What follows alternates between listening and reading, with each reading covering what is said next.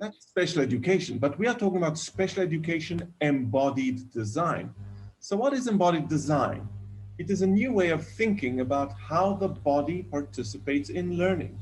And so, put together, special education embodied design is a new way of thinking about how special education students, specifically, can learn through participating with their whole body. We call this talk Getting Up to Speed because the goal of special education embodied design is to update our thinking about special education and inclusion based on the latest developments in cognitive science.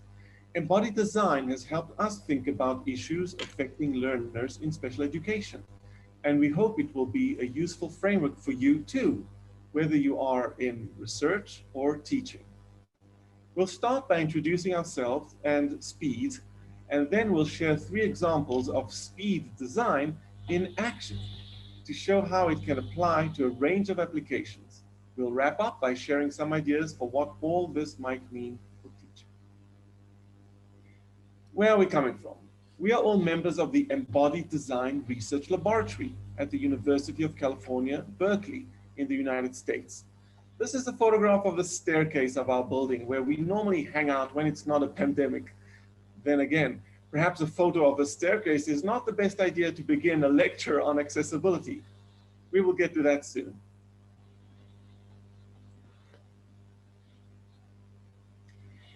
Our lab is passionate about designing and testing solutions to pedagogical problems. We use an approach called design-based research, which is like the hands in this photo, where each hand is being built by the other. One hand, theory, informs what we design. Then the other hand, design, comes back and informs theory. With design-based research, we can study all types of learning that don't even exist yet. Within the lab, we do research on different topics. I, Dor Abramson, am a professor of mathematics, teaching and learning at UC Berkeley. Dr. CHRISTINA KRAUSE is a postdoctoral Marie Skłodowska-Curie fellow at UC Berkeley and the University of Duisburg-Essen, Germany, and researches the role of gesture and sign language in mathematics discourse. SOFIA TANCREDI is a doctoral student in the joint doctoral program in special education at Berkeley and San Francisco State University, and researches sensory regulation. Rachel CHEN is also a doctoral student in the joint doctoral program in special education at Berkeley and SFSU.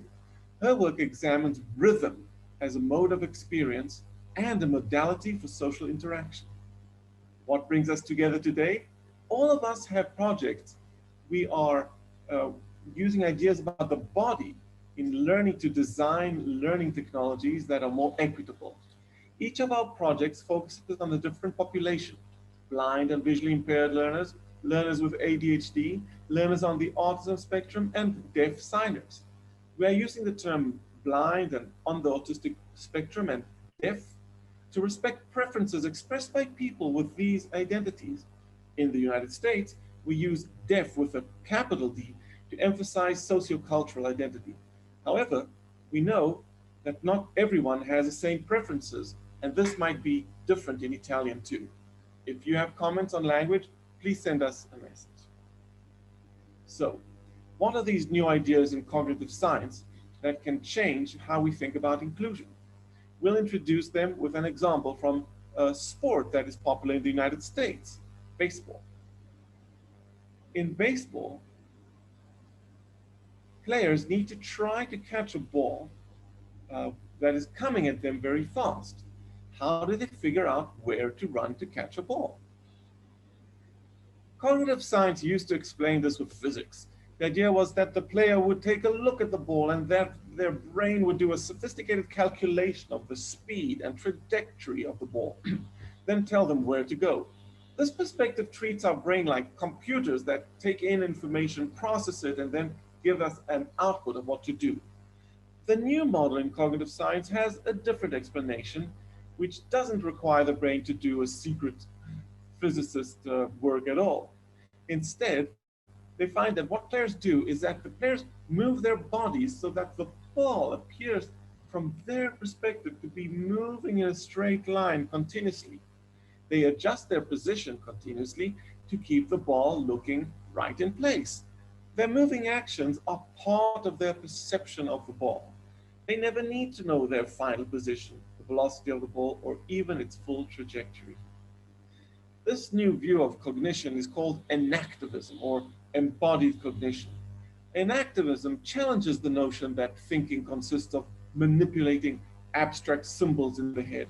The old model was that stimuli came in, were processed in the head, for example, touch, taste, smell, eyesight, and sound, were processed in the head,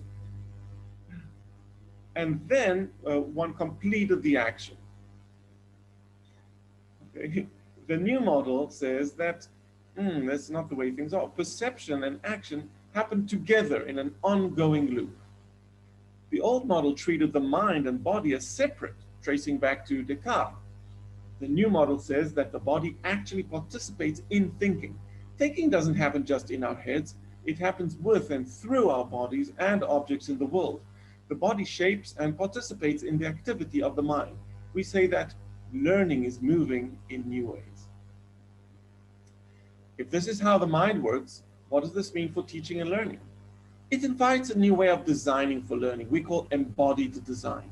Embodied design creates the conditions for learners to learn to move in new ways and make sense of these movements in new ways. Embodied design starts from what learners can already do and perceive, and sets things up so that learners can explore target concepts using these resources. Once students have learned to move in a new way, we bring in disciplinary forms like numbers and measurement to serve the students as useful tools that help them to achieve and talk about what they are doing.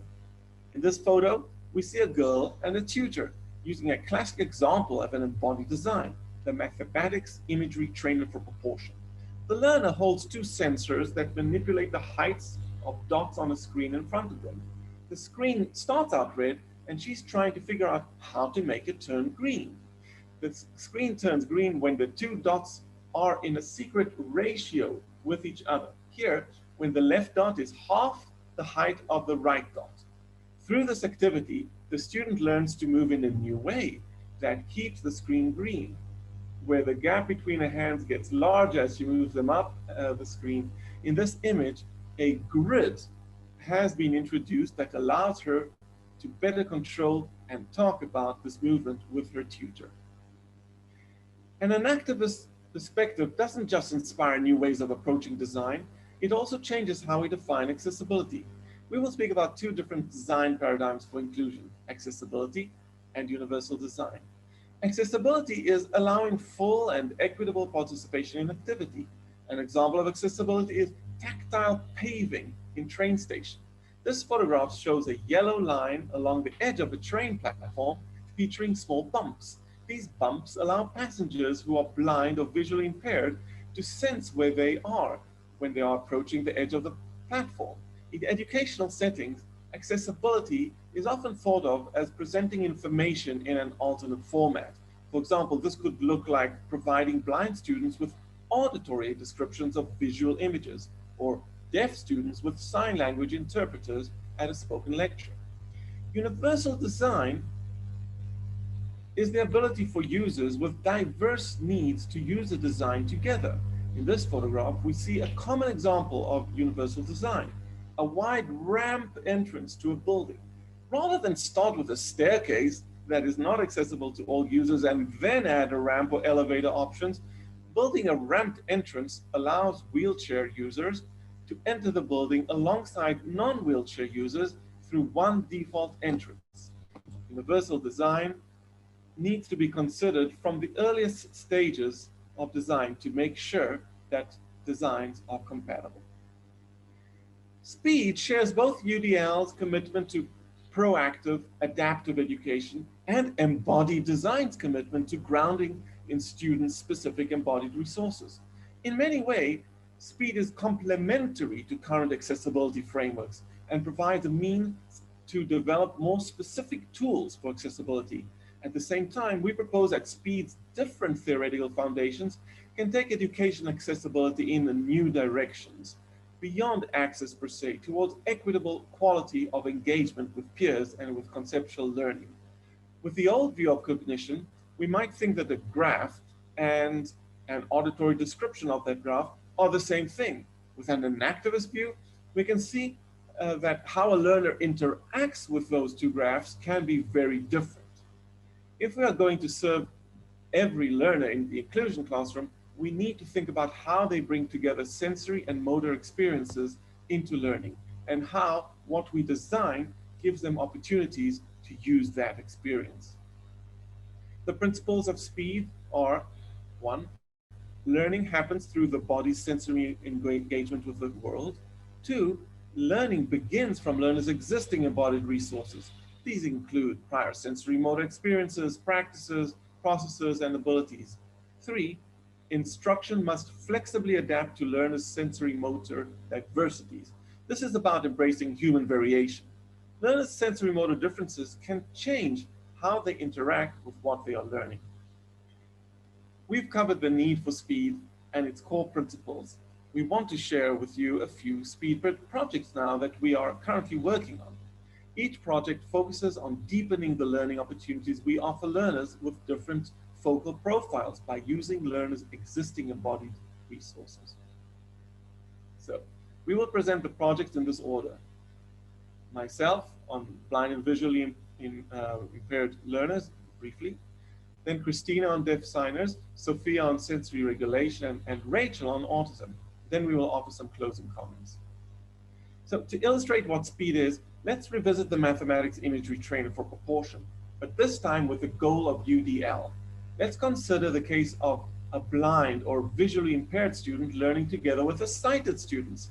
We want to redesign the activity so that both learners' sensory motor resources are actively and continuously engaged.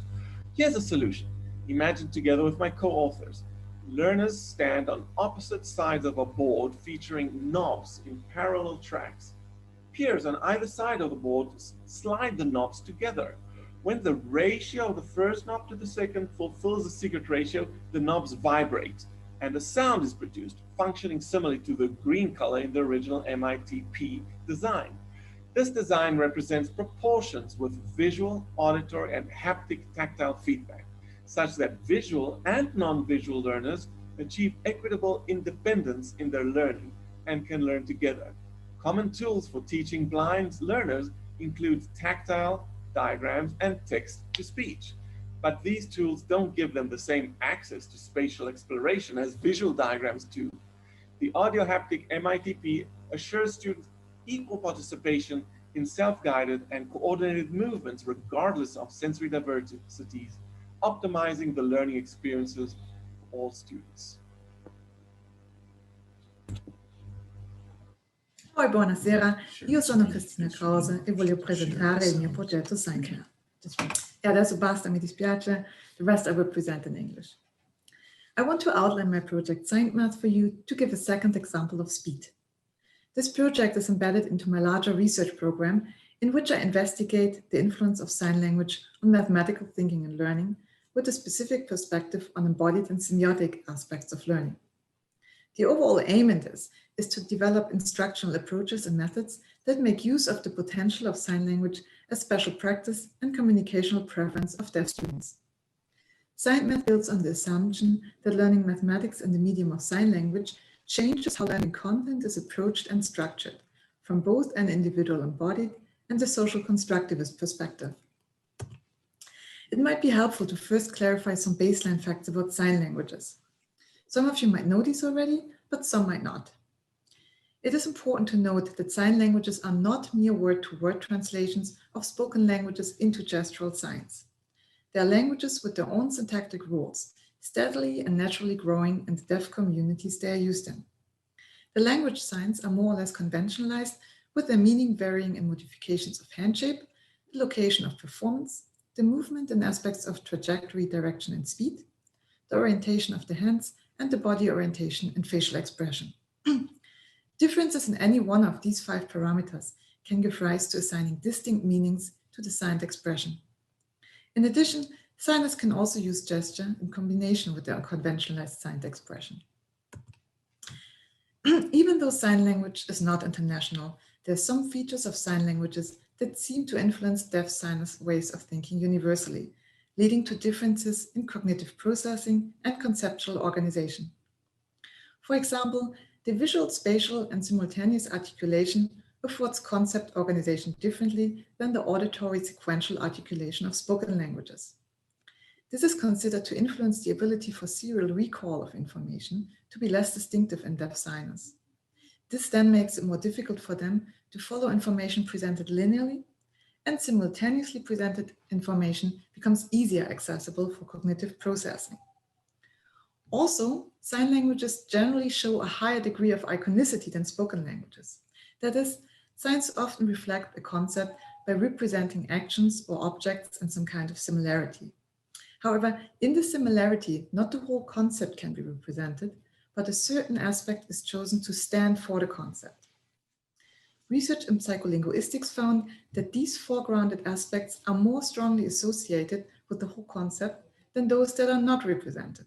For example, this is the sign for eagle in German Sign Language, Adler, referring to the beak. German signers now think first of beak and only then of aspects like wings or claws when being prompted to think of an eagle.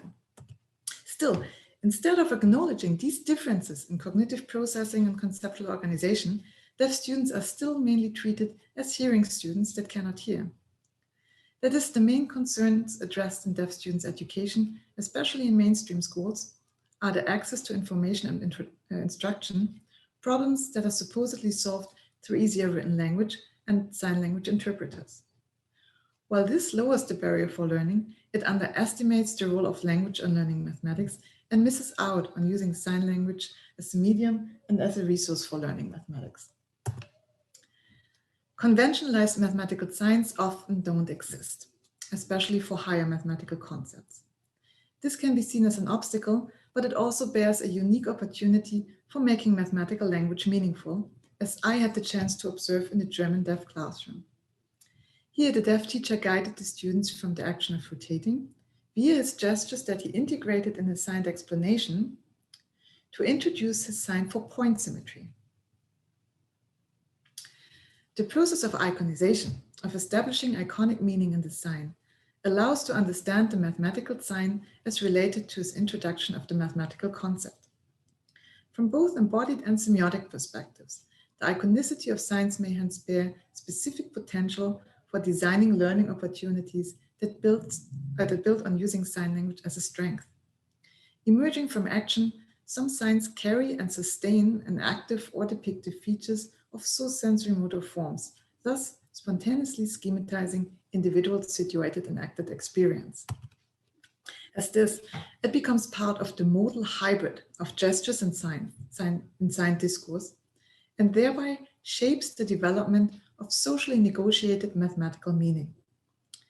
At the same time, the expression develops from idiosyncratic gestures towards locally conventionalized proto-signs that refer to the situated mathematical meaning.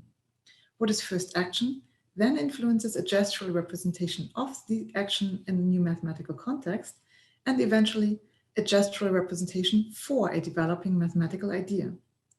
Signed discourse thus facilitates what we call modal continuity in the gestural modality, from individual manual action to expression in social interaction, and vice versa, feeding back into the individual situated understanding. The design for signed math takes advantage of the potential of modal continuity to model embodied experience that fosters the emergence of conceptually and linguistically fruitful signed mathematics discourse about a specific mathematical topic. It accordingly involves two phases. One designed to establish individual embodied experience to solving a dynamic interaction problem. The second one fostering the negotiation of mathematical meaning through signed discourse. Today, I will present specifically the design of the first phase. For this, I adapted the established design of the mathematics imagery trainer for proportion as implemented on a multi-touch interface to allow for bridging from action to signed mathematical discourse in a conceptually meaningful way. Instead of using the height of the two reference points on a vertically oriented screen, learners manipulate the length of two bars on the touch screen each bar spanned by the thumb and index finger of one hand. Just as in the original design, the screen turns green when the length of the two bars stand in a certain ratio, here 1 to 2. Manipulation with the thumb and index finger mimics a hand shape called bend L. In American Sign Language, this is used as a classifier to refer to the idea of number or quantity. The classifier is not the actual sign for the idea itself, so this is not the sign for number or quantity. It is rather a representation of the idea in a certain context and can be varied depending on the context. For example, Kutz and Pagliaro use it to stand in for the numerator and the denominator in a sign they propose, in a conceptually meaningful sign they propose for improper fraction, in which the numerator is indicated as larger in quantity as the denominator. In action, interacting with the learning environment can then look like this. The two bars move dynamically and change their length. The screen turns green when the right bar is twice as long as the left bar. In this redesign of the MITP, integrating the classifier hand shape as a feature in the tablet action attempts to link action, concept, and language in a meaningful way. The main objective of the second phase is to allow for an occasion to negotiate mathematical meaning through collaborative problem solving on a transfer problem. For this, pairs of students are invited to collaboratively solve a problem that elaborates on the idea of proportion as it has been encountered when working with the digital interface. Following socio-constructivist theories, shared mathematical meaning might then develop as constructed among peers, together with shared gestural signs as a pre-conventional means to address the new mathematical knowledge and development. This transfer problem can deepen the engagement with the proportion concept as encountered when working with the digital interface. For example, the students can be asked to solve a similar problem that uses another ratio as underlying rule, with each student controlling one bar. This way, the students need to negotiate the coordination of their movement to keep the screen green. The transfer problem can also go beyond the original interaction problem and widen the conceptual involvement by linking to related concepts such as fractions, for example. Overall, this design integrates principles that can also benefit instruction in everyday classroom interaction with deaf students and more generally also between deaf and hearing students. Beyond the mere awareness of that how mathematical concepts assigned influences how these concepts are understood, we can use this knowledge to our advantage. In lesson design, we can plan approaches and activities in ways that facilitate links between language, gestural expression, and other visual representations to foster meaning-making in and through the social interaction. More specifically, we can plan embodied activities with the idea in mind that they match the corresponding mathematical signs to also build a representational bridge to facilitate communication between hearing and deaf students.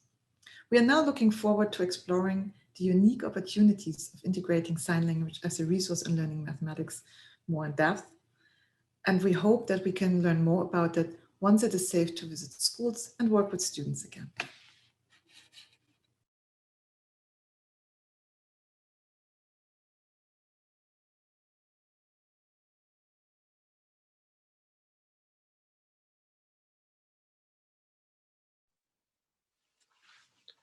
Well,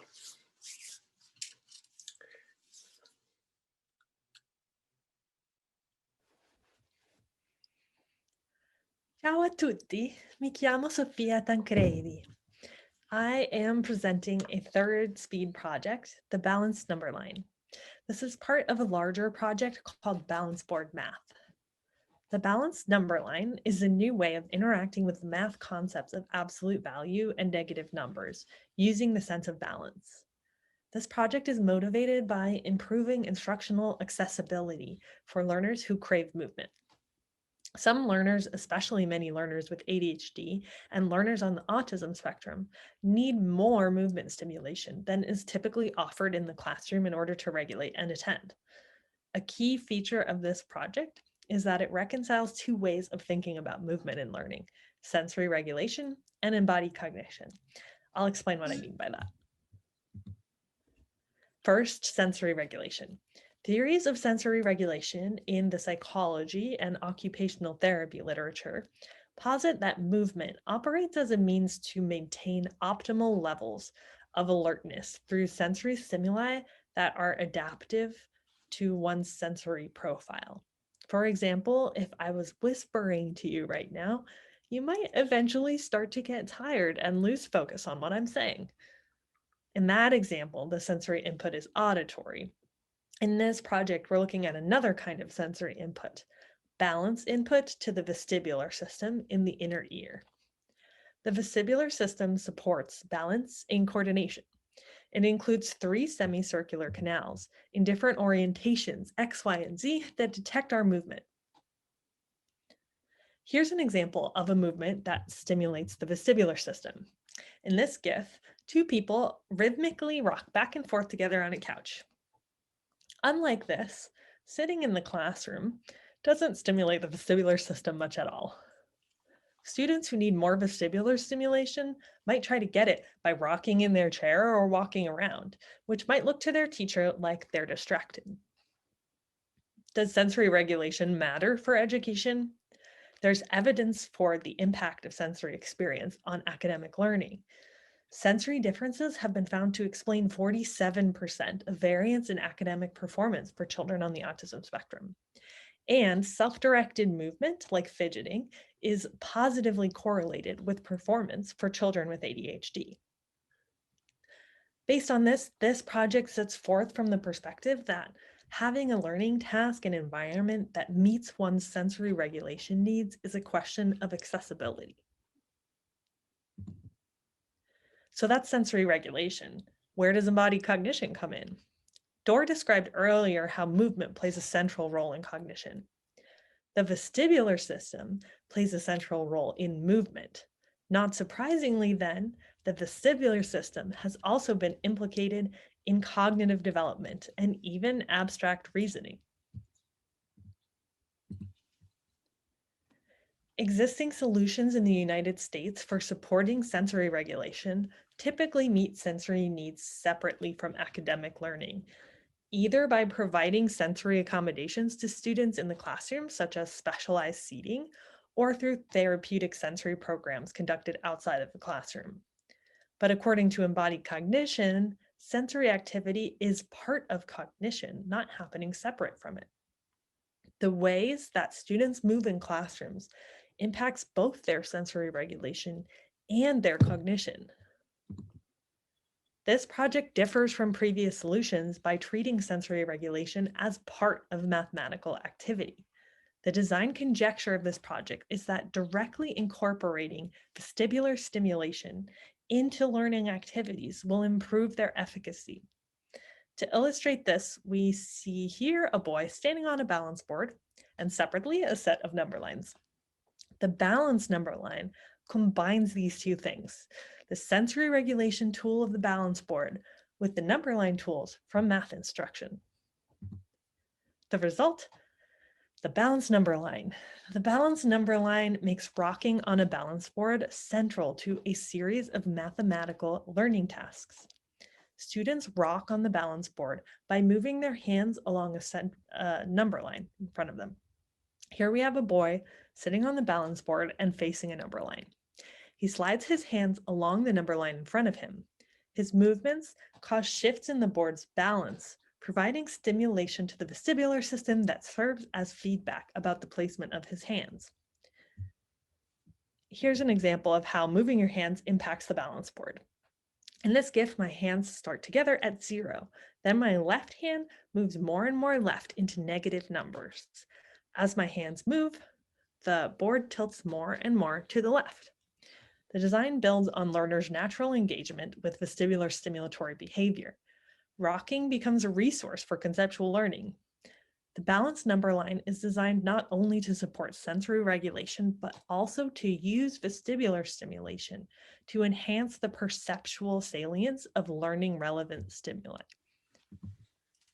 An example of one balanced number line activity is to find a way to move both your hands along the number line while staying in balance on the board. What do you think the solution might be?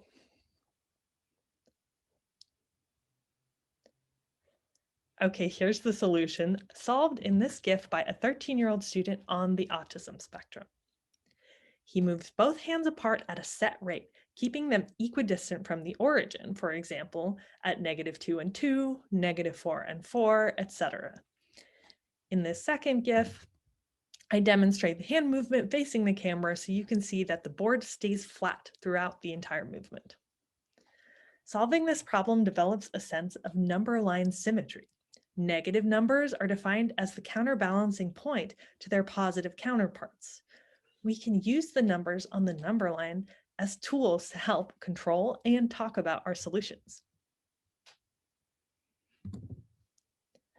Balance board math started out with the simple idea of relating movement on a number line to a balance board. The first challenge was how to get hand movements to translate to a clear change in the board. It turns out that sitting down works best. Here's a kind pilot participant trying an early prototype, sitting on the board and moving his hands along a piece of tape number line.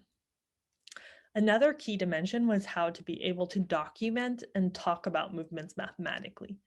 I made a simple wooden number line and magnetized it so that learners could place magnetic arrows to describe their movements. With the basic mechanisms for doing and talking about mathematical movement in place, I incorporated feedback to improve the sensory and motor joy of using the board through things like using a larger surface board with a carpet and incorporating lights into the number line that respond to your movements, adding another modality of engagement. Currently, I am working on expanding this design to explore other mathematical concepts like functions and angles, as well as ways for learners with different sensory profiles to learn together. This project is still ongoing, so there's much more to learn, but here are a few ideas right now that might be relevant for the classroom. 1, different learners within the same classroom will need different levels of sensory stimulation to do their best learning. 2, students who are moving in non-prescribed ways, such as fidgeting or tilting in their chair, might actually be meeting their sensory needs in order to work. Recognizing what sensory systems they are stimulating can help to offer alternatives that are not disruptive to their peers. 3, engaging foundational sensory systems like the balance, tactile, and proprioceptive systems through movement-based activities can support students' attention and self-regulation. Thanks.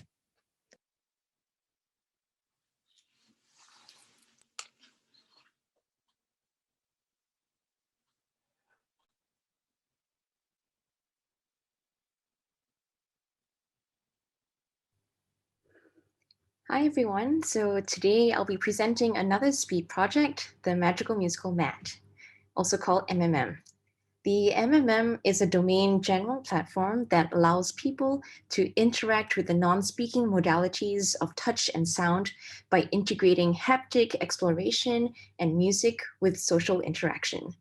What motivates the MMM is a drive towards surfacing what may be at the very core of human connection, co-presence and effective attunement.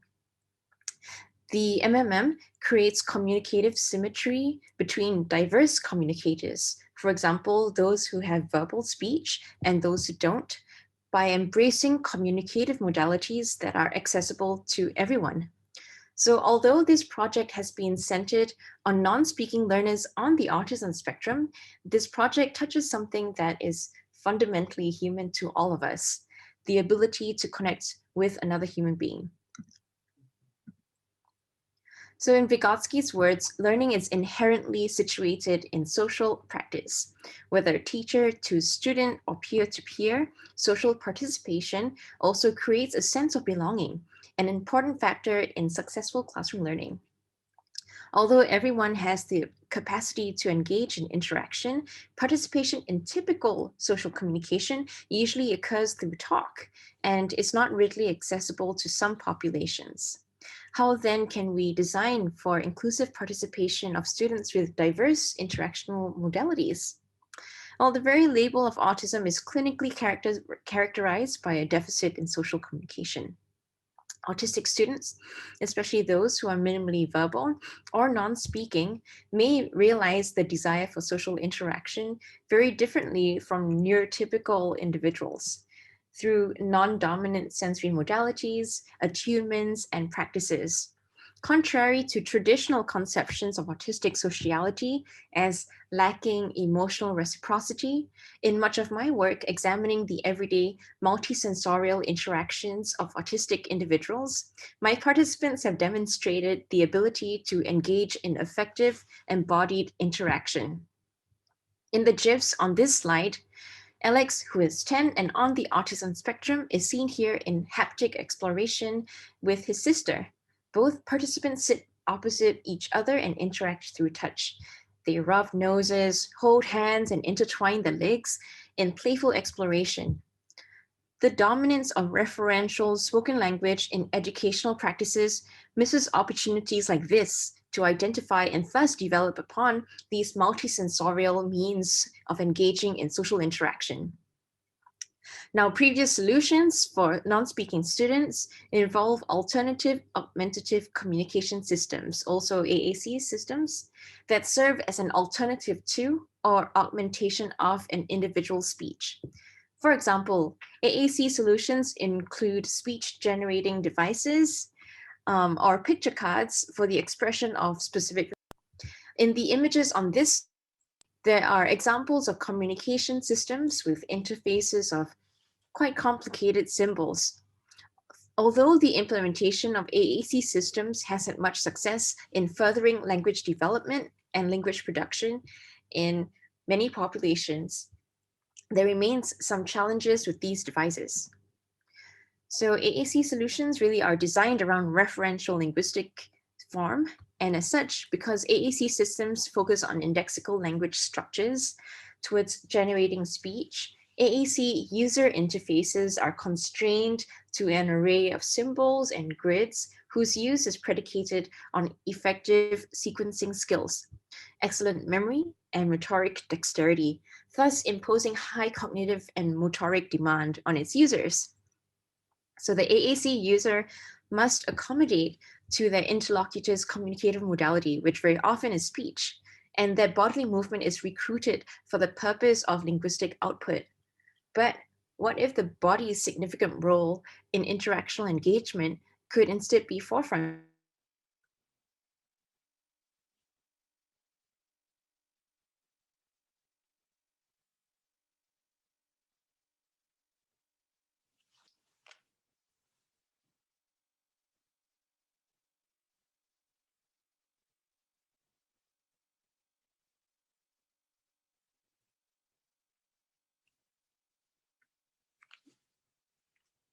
There is a problem of draws upon connection. research that has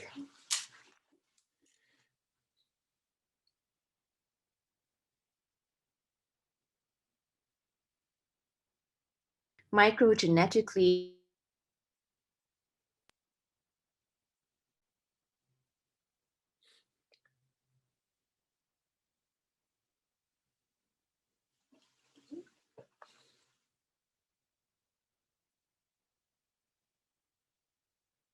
communication that are rooted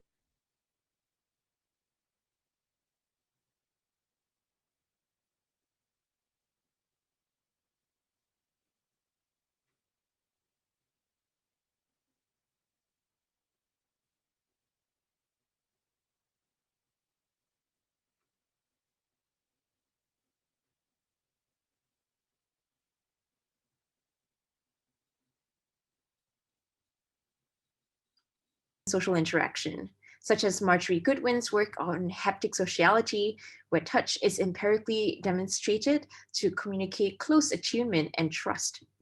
By designing for touch-based interaction, this project forefronts developmental antecedents of effective communication that are rooted in the body.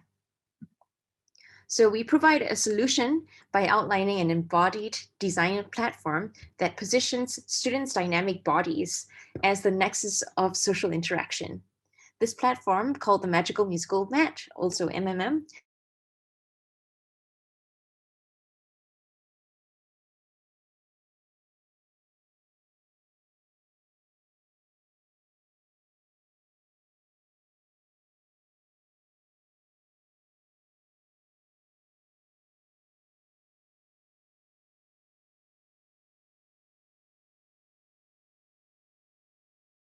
would produce different sounds. So here I'm going to give you an example of what it sounds like and how it works.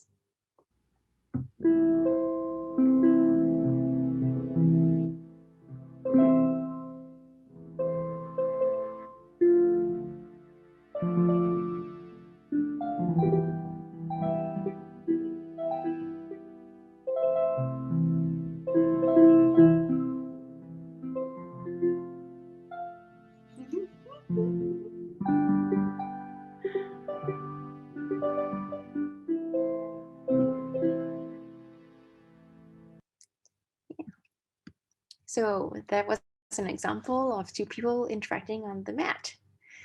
Now, the project has gone through several design iterations.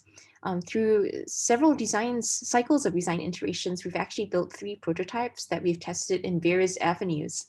Our first version was built from yoga mats and showcased at an exhibition to university students and faculty. So in the image above, there are 2 people crouched down on the mat and touching hands over here. While testing this prototype, we encountered unexpected hardware challenges, such as sounds not working or going beyond the range that we had programmed. So in our second prototype, we basically calibrated the mat and made it more robust. We introduced this second prototype to an autism clinic that runs integrated play groups, which is an interventional form that facilitates students' play-based interactions. The practitioners presented the mat in 2 different classes with different age groups, 5 to 8 and 9 to 12-year-olds, comprising both autistic and neurotypical students. So in the figure, you see that our prototype is long and has 2 senses, one here and one there. The mat is made from dark purple and patterned fabric. And with little guidance, the students interacted with each other in a number of ways. So they played rhythmical hand games. They explored a variety of sounds by touching hands and feet. They also took turns pretending to be musical instruments. So we had meetings with the clinic directors, teachers, and therapists, and one directly after the sessions and another one a few weeks later. The practitioners expressed surprise at the creativity of the games the students played on the mat and the sounds that they explored. They also observed a behavioral change in some students who were at first hyperactive in interacting with each other, but through interacting on the mat, they actually calmed down and used the mat in ways that facilitated other learning activities later. Lastly, they stated that the students thereafter continued to express interest in using the mat. They asked the teachers to play with it and mentioned it in later clinical sessions. The third prototype of the MMM was modified and based off the teachers' feedback. They were modified into different physical spaces, as you can see, by creating several mats that could be pulled apart or put together for different kinds of interactions. So this modification creates new interaction possibilities. More than 2 people can now interact on the mat. Users can also exercise agency in pulling the mats closer or further apart in different interactions. And the flexibility of the mat allows it to be used in different physical spaces. So prototype 3 affords new interaction dimensions to sound expressivity for the next iteration. And in the image, you can see that we have made the mats in a variety of colors, green, orange, red, and blue, with different shapes such as triangles and hexagons. We really wanted these mats to be fun and appealing to children. And in our current work, we are using this platform as a musical improvisation tool for children on the autism spectrum. And we are examining repetitive movement, such as rocking, tapping, and flapping of autistic children, and how this can emerge into social interaction through musical interventions such as these. So yeah, to conclude, the Magical Musical Mat project has some implications for practice. Firstly, beyond the dominant modality of speech, modalities such as sound and touch can really allow for diverse communicators to connect with one another. Facets of social interaction, such as rhythmicity and musicality, can also encourage creative and inventive play between students. In educational practice, this project begs the question, how can touch and sound be modalities for communication? And how can these modalities allow for a difference in learning educational material? So with that, we have some implications and future directions. Now, these 3 projects are still ongoing, and we are still learning and testing them with students. Through testing these projects, we can continue to refine an activist theory of how learning works. So here we have a summary of all the projects.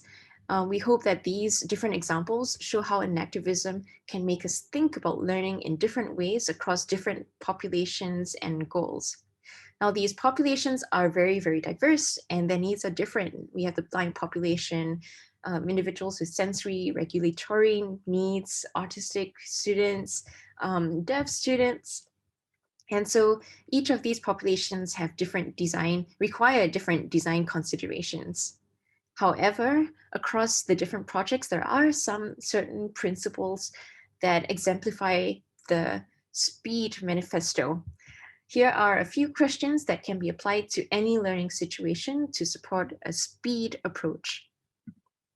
So the first question we can ask to apply SPEED to a learning situation is, how is the learner physically interacting with content? There are 3 parameters that can help in analyzing what kinds of physical interactions are taking place. And these are modality, semiotic mode, and media. Modality is the sensory motor systems recruited by a task. So this includes sensory and motoric engagement. Examples include visual, auditory, tactile, body and space, and balance systems, as well as manual, it means hands, oral, speech, or whole body involvement. Media are materials like pen and paper, or a tablet interface, or the body, and these can be natural or cultural. Semiotic mode is a system of meaning making. So these include things like spoken or signed language, gesture, and mathematical symbols. So the kind of learning that takes place is really shaped by how these 3 parameters interact with one another. For example, let's give SciEd math as an example. SciEd math resists replicating the semiotic modes of spoken language in sign language, appreciating that the practice of signing changes the way that deaf learners structure their experiences and their knowledge. The media is designed to give learners access through the semiotic mode of signed language and the modality of manual kinesthesia. So how does the kind of media we offer students give them opportunities to interact through different modalities? What semiotic modes are we using, and how are learners accessing them? And this is what SPEED really begs question. Now, zooming in on modalities, it's helpful to consider what other modalities could be engaged. Special education populations frequently engage the world in ways that differ from neuromajority of individuals or neurotypical individuals through modalities that are not traditionally privileged as ways of learning. Just because vision and hearing, for example, are common modalities does not mean they deserve to be the only ways that concepts are represented for students. So we call on over-relying on dominant modalities like vision and hearing and even speech, modalism. Let's not be prejudiced against how other modalities such as touch and movement may be a way to explore concepts. Now, we are imagining new media and modalities of interaction and semiotic mode configurations. And it's helpful to think about the kinds of interactions that might be taking place. For example, can we give learners immediate sensory feedback in one or several modalities available to them? Can we embrace social interaction beyond the dominant modalities of speech and the linguistic system? And can we create shared sensory motor experiences that allow peers to be collaborative and discuss? So lastly, we'd like to thank everybody for having us today. SPEED and this conceptual framework, as well as our projects, is being published in a chapter. So the chapter is called The Need for SPEED. Reimagining Accessibility Through Special Education and Body Design. And it's in a great book called Movement Matches, How Embodied Cognition Informs Teaching and Learning. And it's going to be published very soon, so do check it out. And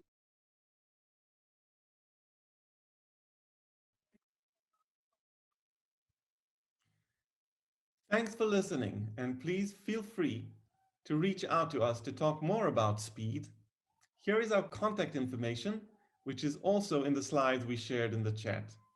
We will now open it up to questions.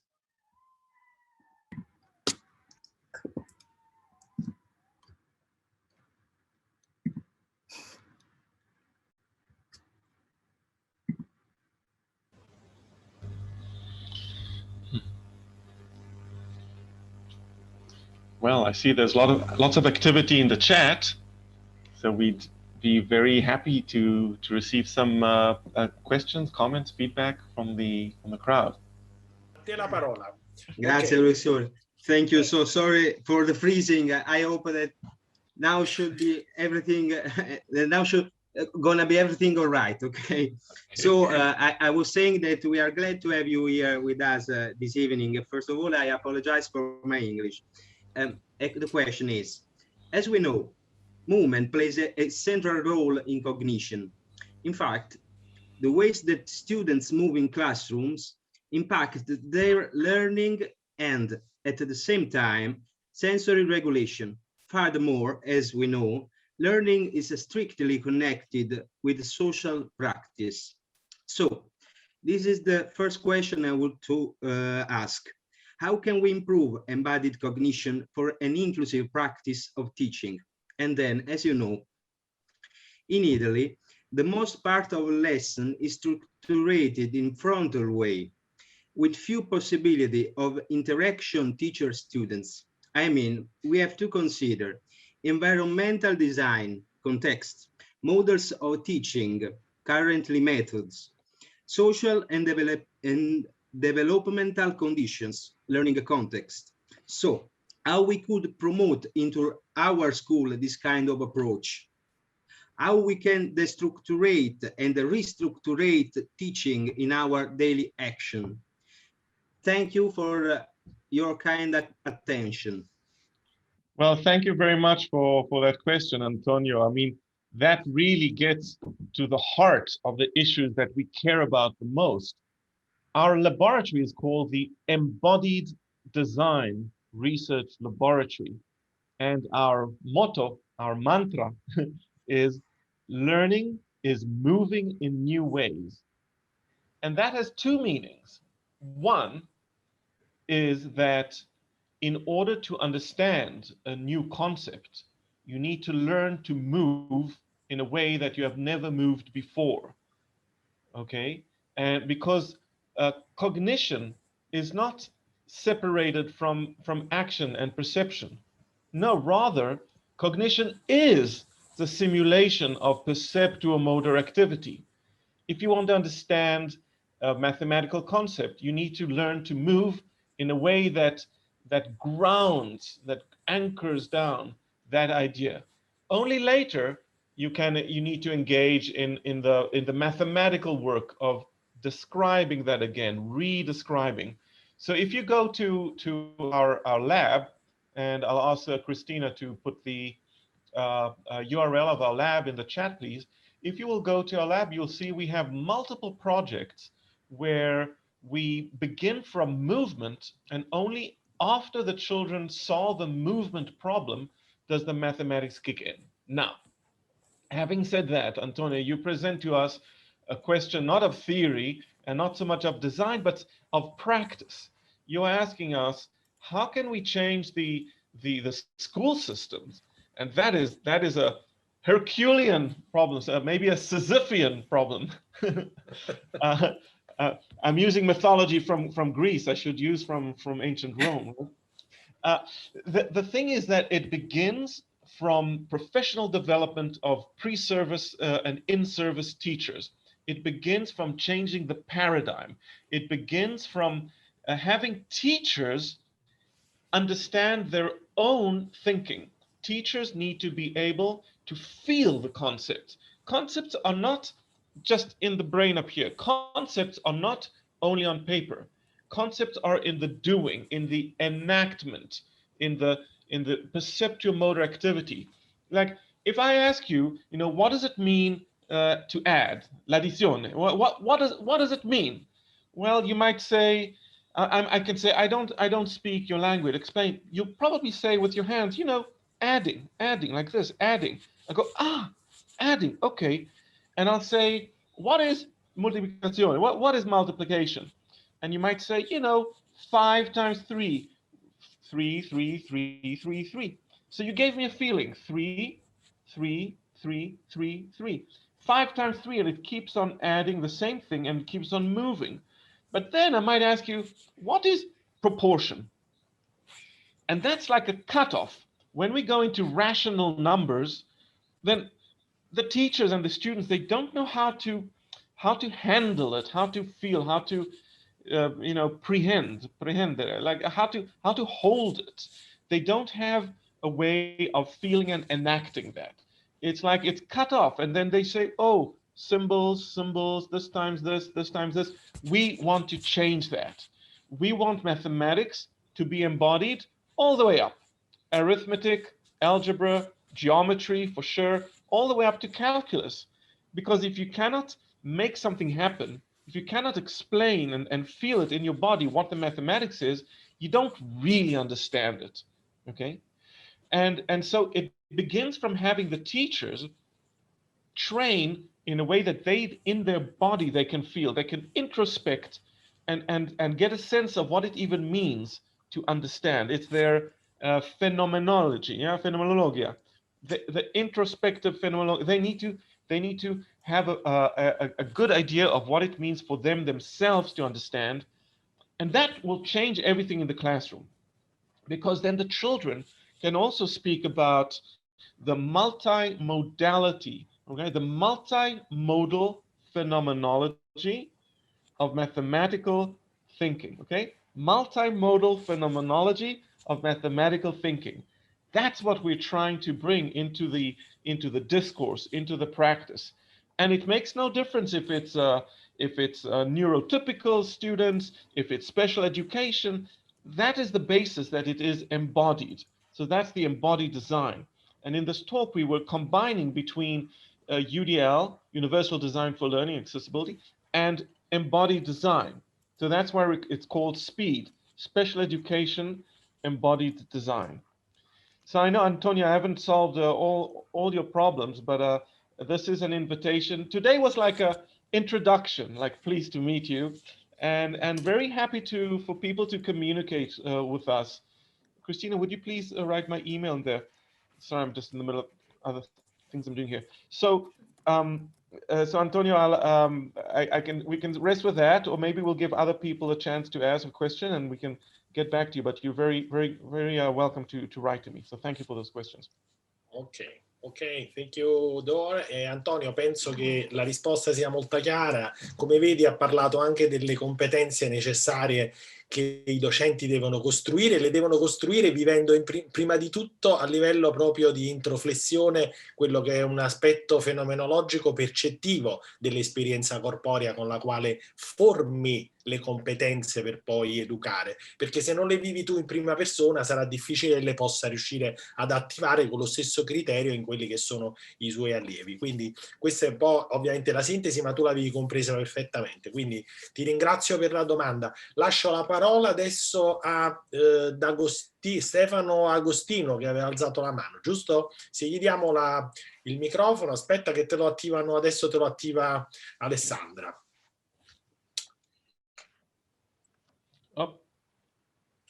Yes, one moment. C'è la mano di Paolo adesso Creati che ha alzato, vogliamo aprire quella di Paolo se non si apre l'altra. Alessandra, devi attivare i microfoni purtroppo, mi rendo conto, è un po' una scocciatura. Prof, io non avevo domande. Prima mi aveva chiamato in causa, ero intervenuto quando sono rientrato. Nient'altro, non hai solamente alzato la mano precedentemente. D'accordo, allora diamo la parola a Paolo volentieri, Creati. ma non riesco. Perfetto, allora stacchiamo il microfono a a Stefano e attiviamolo a Paolo Creati, che ha alzato la mano e presumo voglia fare una domanda. Alessandra, se attiviamo Paolo. Paolo, puoi parlare. Okay. So one question about modularism. So have you ever think about that the light, also the natural light or artificial in a classroom, could improve cognition and learning performances, especially for students with low vision, for example, because there are also studies that which connect the light with also emotional areas, and at the same time also learning areas and cognition. Yeah, thank you very much for that, Paolo. I mean, you are reminding us that special education, it demands a whole systemic thinking. It's not just manipulative. It's not just about how teachers talk, and it's not just about activities. It's also about the ambient atmosphere, the architecture, the light, the oxygen, and really you're reminding us, Paolo, that we need to take a holistic approach to designing solutions for all students, and especially for special education students. I am aware of people who are working in this area, because the question of light is related to the question of architecture. If you have large open windows, then you have more chance to have natural light in the classroom, as compared to closed all the way around, where the light is of a different quality. And even in that case, you could have different types of illumination that give a sense of more of natural light. I mean, I could send you references of people working on changing the school architectures, or you could look for these. This has not been a focus of our work. It's very important that you're reminding us of these issues, because it should go into the methodology of our research, to also to document the general conditions under which we carry out our design-based research evaluations. Up to now, we haven't maybe given enough attention to those things, but we are very much aware. I'll give you an example. So, for example, Rachel, who spoke earlier, she can speak to this issue.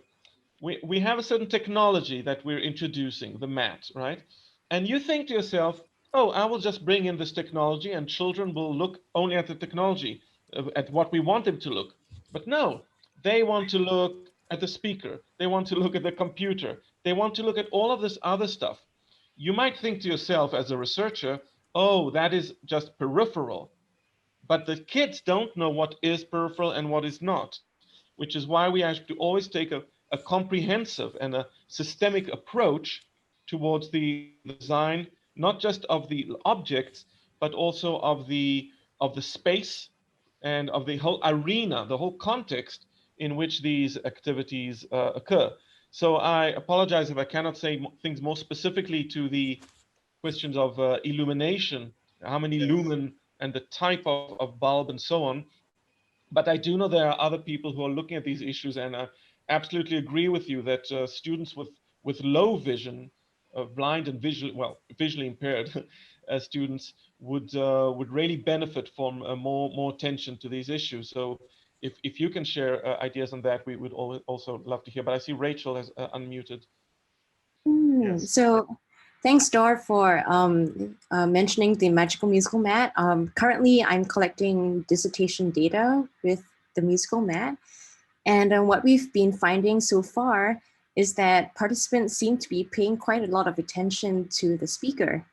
So they attend to the speaker, they look at it, and they also put their hands on top of it. And it's really, really quite interesting for us that the participants pay quite a lot of attention to the ambient soundscape at hand. Regarding you know, people who might have low vision.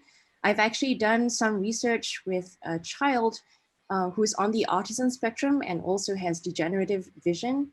And what I noticed was that she produced a lot of repetitive movement where she would flap her hands in front of her eyes, but face a light source. So she would, even outdoors, look at the sun, and then she would kind of do this sort of movement. And indoors, she would look at lamps, and then she would also flap in front of her hands. Yeah, in front of her eyes. And it's been really interesting studying this behavior in her. And blindism is something that blind children sometimes produce. So they produce repetitive movement, and it's pretty common that they do face light source and, like, you know, produce self-stimulatory behavior. So I think, you know, thinking about the student who might have low vision in respect to the light sources around them might be pretty significant. Just kind of observing, you know, how they're attuning to the light sources and how they're navigating the environments might, you know, help us understand more about them. Thanks. Or just adding one quick thing there. Thank you so much for this question spotlighting the environment, because it's definitely a prerequisite for all of the stuff that we're talking about, that people are in a comfortable, accessible environment. And I think things like light and air quality have research evidence that they impact people's learning. I just wanted to add specifically that in the question of light, you mentioned different types of light, like fluorescent light, that's also an accessibility issue for kids on the autism spectrum. A lot of kids on the autism spectrum find fluorescent light to be very painful. And so when there are fluorescent lights in our classrooms, they are in sensory discomfort most of the time. So it's a huge thing that could be impacting students in the classroom, definitely. So it could be great also to involve lighting designers and so on, so to open the school and the classroom to other professional figures. Absolutely. Absolutely. Perfect, perfect. Okay.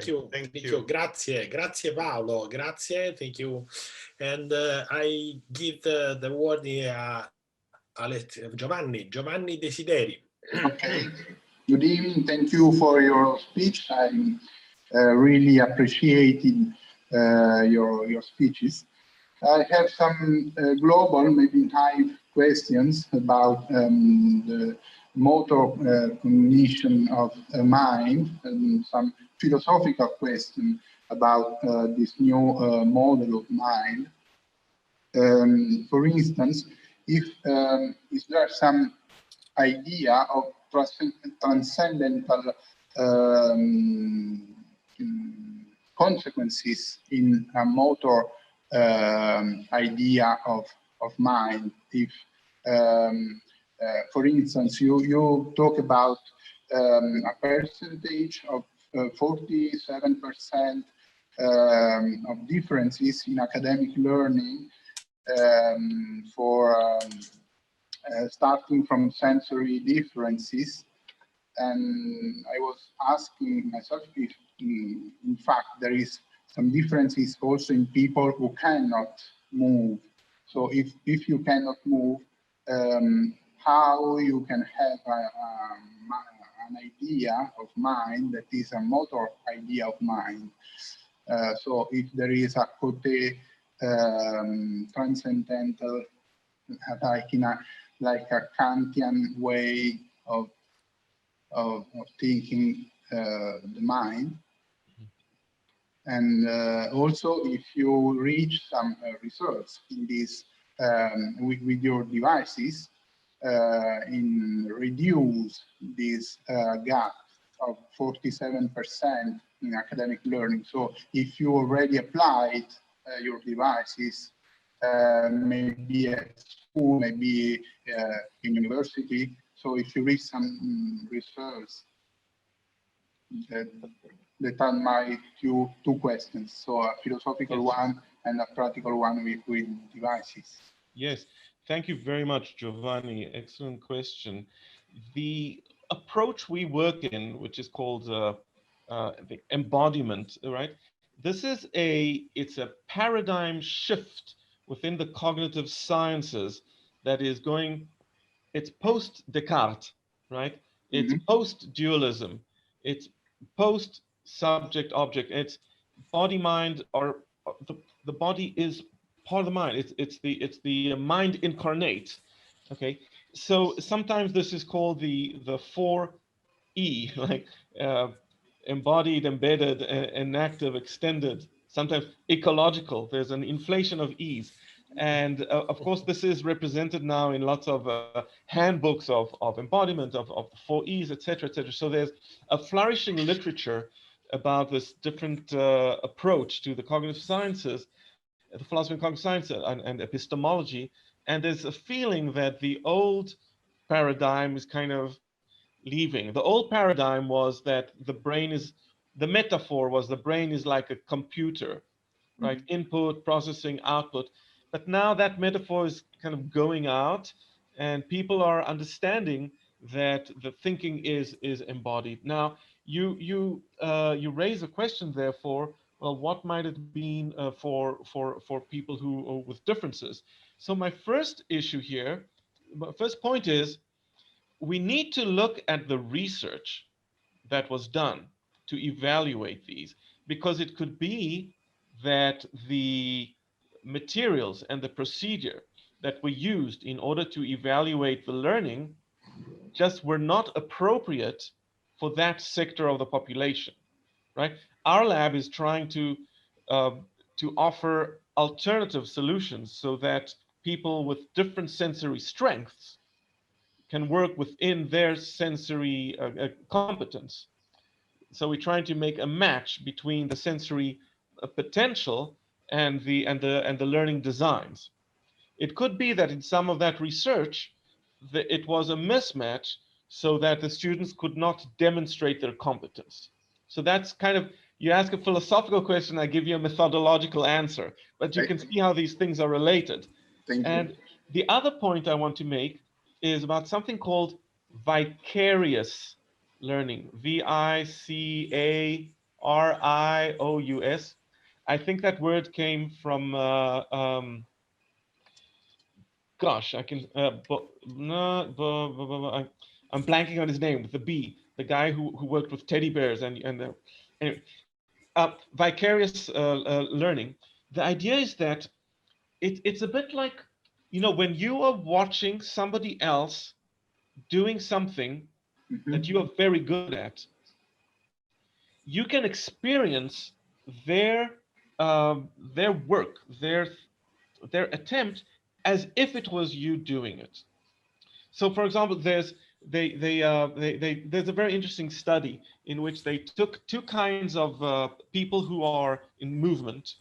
I think some were ballet dancers and the other were doing capoeira or something like that.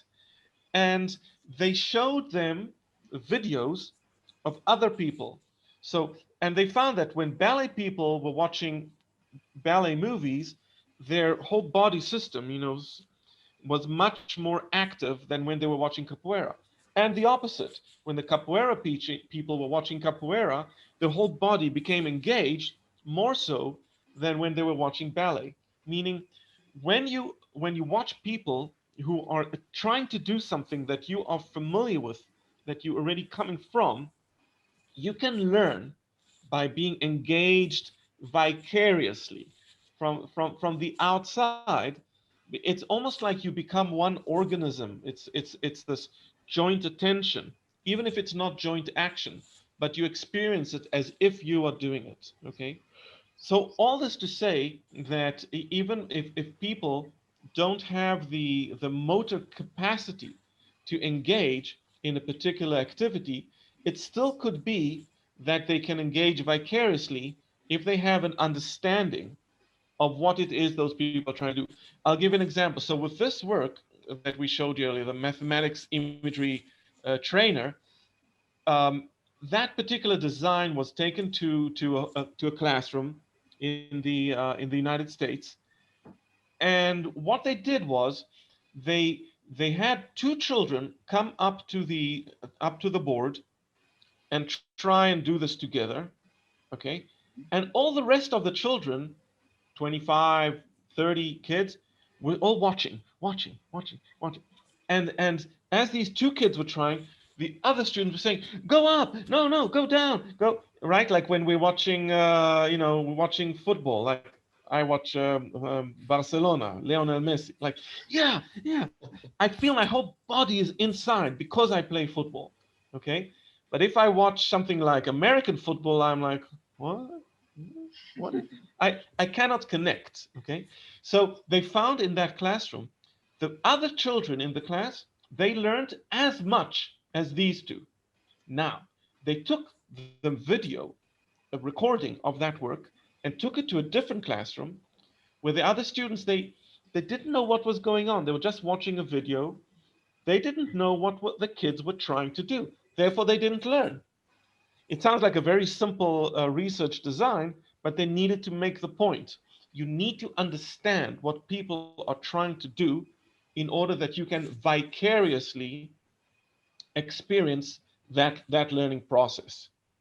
So I wonder if people in my team want to add anything to this, but I can jump in. Yeah, so I think that you raised a question that's really on the cutting edge of this research in the special education world in terms of thinking about motor development. I just wanted to share this article in the chat with you that you might find interesting in terms of starting to think about, that one is focused on cerebral palsy specifically, but thinking about what populations who have different motor development experience. You also mentioned this 47%, and I think that the work that we're doing is part of that percent, but it needs that foundation that we were talking about earlier of having an accessible environment, right? If there's fluorescent lights that are hurting me the whole time and I've got a fantastic learning activity, it's still going to be kind of lost on me. So to really be able to remediate that full 47% gap, I think you need both. And we're focused on the instructional design side, but you need the people on the environment design side as well. And could you reduce this gap? Could you reduce the reuse by using those devices? That's definitely the hypothesis. Our testing has been paused due to coronavirus this year, so we don't have the numbers we would like to have to share with you during this meeting, but that's definitely the intent. Yes. Thank you. Thank you. Bene, ci sono altre domande? Mi sembra che non ci siano altre mani alzate, se vedo bene. Ok.